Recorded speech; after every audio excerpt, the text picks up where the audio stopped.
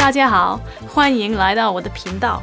今天我想跟你们分享我学中文时的3个错误。These are lessons that I've had to learn the hard way, so I hope that this video can help you avoid making the same mistakes that I did.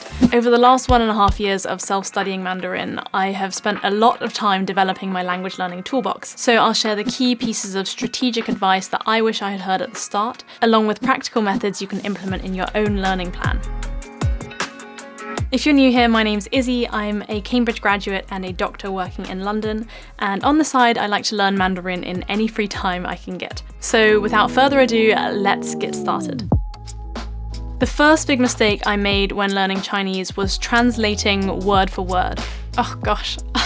The end goal of language learning is to be able to just open your mouth and fluidly respond to someone in a real-time Chinese conversation. This means that you need to almost create a second brain in Chinese, where you can just immediately think and naturally respond in Chinese. If you're always only translating word for word between Chinese and English, then you'll never actually challenge your brain to think in Chinese, and this will stop you from developing that second Chinese brain, as it were. This will ultimately keep you stuck at the stage of having to slowly translate word for word between Chinese and English, which isn't getting you towards that end goal of being able to actually have a fluent conversation with somebody. This is especially the case in very linguistically different languages like English and Chinese, because actually there are some things that you just can't translate directly word for word. It just won't make sense.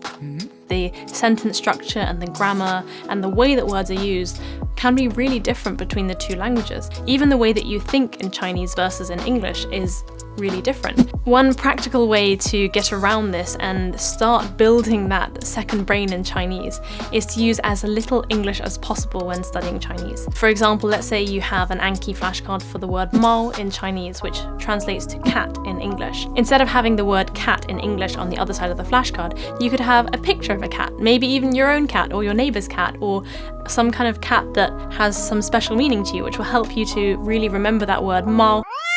Another way to combat this translating issue is to do as much extensive reading as possible. Extensive reading is where you read through a passage quickly, not translating word for word, just trying to understand the gist of the sentence. At the very start, especially if you're just beginning to learn Chinese, it's very hard to let go of English and let go of translating. But the sooner you let go of that crutch and try to start really thinking and speaking naturally in Chinese, the sooner you'll be able to develop that second brain in another language. The second mistake I made was worrying about other people's judgments of my Chinese, both in terms of accuracy and also in terms of pronunciation. This fear is potentially the biggest obstacle to learning to actually speak a new language, because it can really stop us from wanting to practice and shut down our ability to start learning this new skill. For me, I knew that my Chinese was riddled with mistakes, and I would say things wrong, or things wouldn't make sense, or my pronunciation would be wrong, or I'd get a tone wrong. So at the start I felt almost too embarrassed to say anything in case it was wrong.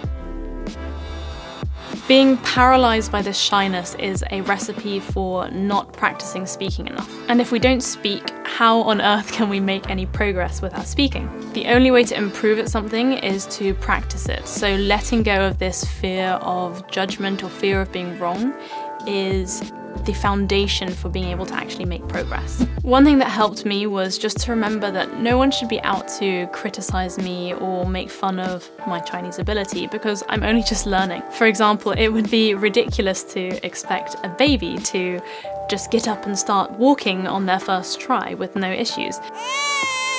They're going to have to stumble and fall and get up again and wobble until one day they can finally stand up on their 2 feet and walk with confidence.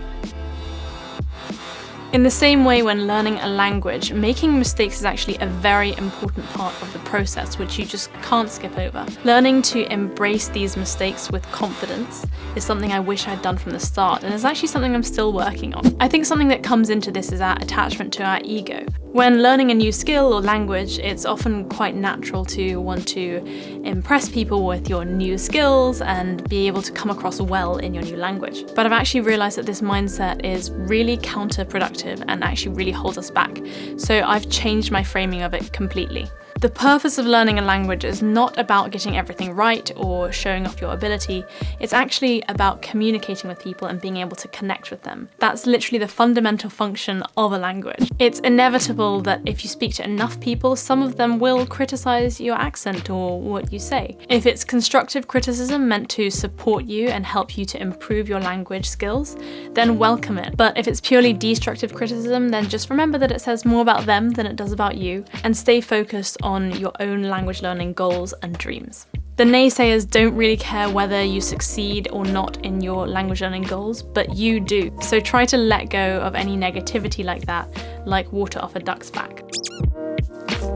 The third mistake that I made until quite recently really was having unfair expectations of myself, both comparing myself to others and also comparing myself to my previous self, weirdly enough. So here's my personal story. During my gap year, when learning Mandarin was one of my main focuses and I could really spend a lot of time on it, I was making relatively rapid progress with my Chinese. Every day I spent hours and hours reviewing hundreds and hundreds of Anki flashcards, completing pages and pages of textbook and workbook exercises, having 3 to 4 speaking sessions with a native speaker per week, and also listening to at least 2 podcast episodes per day, and maybe also watching an episode of some Chinese drama as well.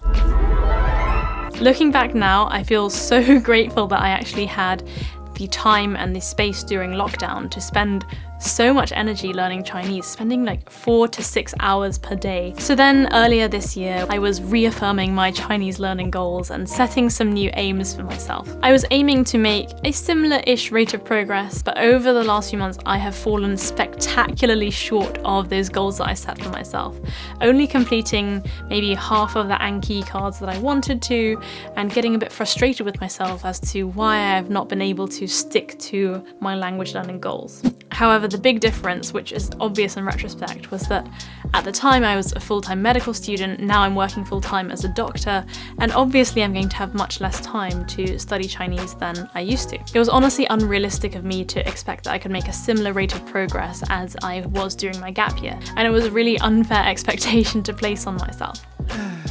The takeaway from this was that language learning progress cannot be solely predicted by the number of months or years you've been learning a language. There are a few variables that can affect how quickly you can learn Chinese, such as how many hours you can spend learning it, how intensely you can study, how similar your native language is to Chinese, are you in an immersion environment, how much energy and mental bandwidth can you devote to it, and also are your learning strategies effective and efficient. All of these things come into play and have an impact on how quickly you'll make progress. The bottom line is that everyone is on their own personal journey with language learning, and progress will happen at its own rate. There's no use in comparing your own journey to somebody else's journey. Focusing too hard on reaching a specific end goal can actually be quite stressful. All we can really do is to focus on the work that we're inputting and ensuring that our language learning strategies are optimized for our own individual needs, and then to actually stay committed to executing on that plan. 我希望这个视频能给你们提供一点点帮助. If you enjoyed this video, I think you might like this one over here where I talk more about my exact Chinese learning methods. Let me know in the comments below and share with each other if you have any other Chinese learning tips or anything else that has really helped you on your language learning journey. Thank you so much for watching. As always, take care of yourself, and I will see you in the next video. Bye!